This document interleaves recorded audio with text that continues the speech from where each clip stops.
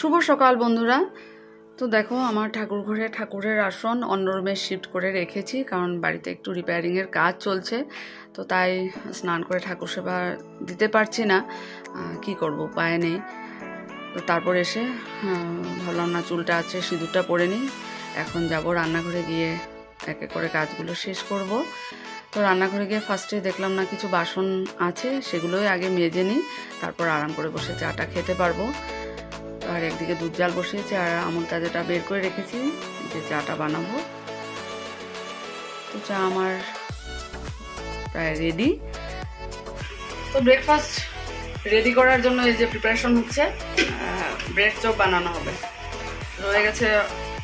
তো এমনিতে ব্রেড গরম করে বাটার দিয়ে তো ওটা খাওয়াই হয় সবসময়। তো আজকে আর স্কুল যাওয়া হলো না, আগামীকালকে ভাবছি যাবো, কারণ আজকেও কাজ রয়েছে। আজকে কেন 3-4 দিন লাগবে কাজে, কারণ আজকে বেডরুম আছে, ড্রয়িং রুম আছে, আজকে সিলিং লাগাবে, অনেক কাজ। রোডটা যখন আছে কাজগুলো শেষ করে দিলেই ভালো। যাক, এই ব্রেকফাস্টটা রেডি করব মা আর ছেলে দুজনে মিলে।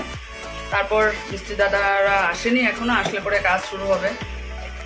তো চলো ব্রেকফাস্টটা রেডি করে ব্রেকফাস্ট করি। অমিতাভকে তো দিয়ে দিয়েছি, এখন আমরা করি। চলো, ব্রেড চপ রেডি, এই দেখো। আর এগুলো ভাজা হয়ে গেছে। তো এই যে ব্রেকফাস্ট রেডি। চলো এখন ফ্যানের নিচে বসে ব্রেকফাস্ট করি।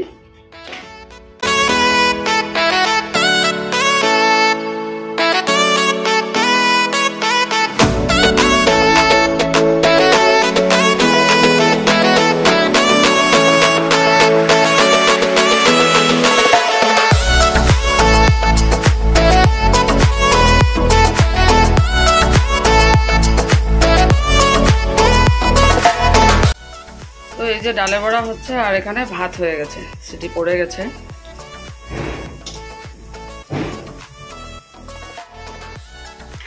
তো মিউজিক ক্লাস চলে এসেছে, তবে আজকে আমার বাড়িতে করাতে পারবো না, বৌদির মানে সিটিং রুমে করাবো।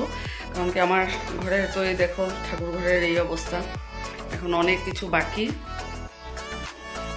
তো ঠাকুর ঘরের সব জিনিস এই রুমেই আছে, আজকেও হয়নি কাজ, অনেক কাজ এখনও বাকি। ওই জিনিসগুলো এইভাবে আছে, তো কোথায় ক্লাস করাবো, তাই বৌদির সিটিং রুমে ক্লাসটা করাবো। তো চলো, ক্লাস আরম্ভ হয়ে গেছে, চলো।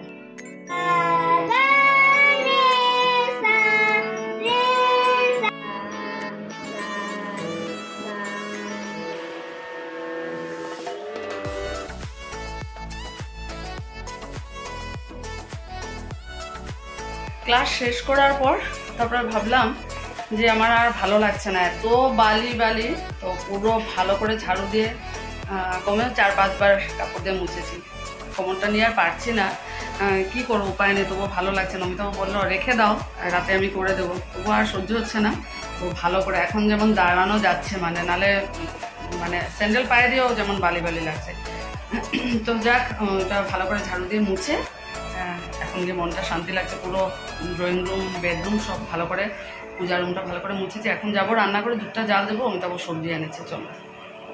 তো এই যে অমিতাভ সবজি এনেছে, ফুলকপি এখনও কিন্তু এবার পাওয়া যাচ্ছে, সেদিনও এনেছে, খুব সুন্দর। আজকেও আমি বললাম না একটা আছে, তাও একটা এনেছে, ভালো লাগছে দেখতে। আর আমার তো এত প্রিয় ফুলকপি, যতদিন পাওয়া যায় আমি খাবো। অমিতাভ আমার জন্য আনবে, আর মিষ্টি কুমড় এনেছে,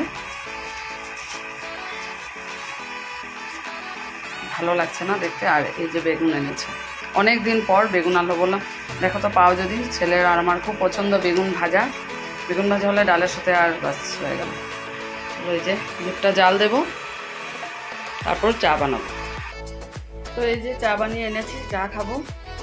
আজ অনেক দিন পর, একটু চা খেতে দেরি হলো আজ, অনেক প্রায় 1-2 বছর পর আমি আজকে অনলাইনে গান করলাম। কলকাতা থেকে দাদা ফোন করেছিলেন, করোনার মধ্যে যেটা কন্টিনিউয়াসলি আমি গিয়েছিলাম। তো আজকে অনেকদিন পরে বললেন, জয়মা আজকে তোমার একটা গান শুনতে চাই। তো এইটা গানটা করলাম, ঠাকুরের গান করে। এই যে চা বানিয়ে এনেছি, চাটা খাবো, তারপরে যাবো রান্নাঘরে, আরও কাজ আছে রান্না করা, চলো।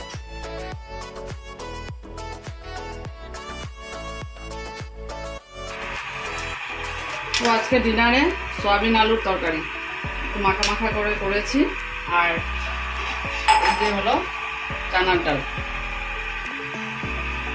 কালকে হলো শুক্রবার, রাতে খাওয়া দাওয়া পর্ব শেষ করে আসলাম, ব্রাশ টাশ করে এই যে বিছানা বসে একটু টিভিটা চালিয়েছি। সাবধান ইন্ডিয়া চলছে, কারণ সারাদিনে তো দেখার সময় হয় না। আর ছেলেও আজকে এখানেই শুয়েছে, অমিতাভও শুয়ে পড়েছে। একটু দেখে আমিও ঘুমাবো, কারণ সকালবেলা উঠতে হবে, কাল স্কুল আছে। কাজ যদিও এখনো শেষ হয়নি, 4-5 দিন আরও লাগবে, কিন্তু কাল স্কুল যেতে হবে। তো চলো আজকের ব্লগটা এখানে শেষ করে দিচ্ছি। আগামীকাল নতুন একটা ব্লগে দেখা হচ্ছে। তোমরা সবাই ভালো থেকো, সুস্থ থেকো, গুড নাইট।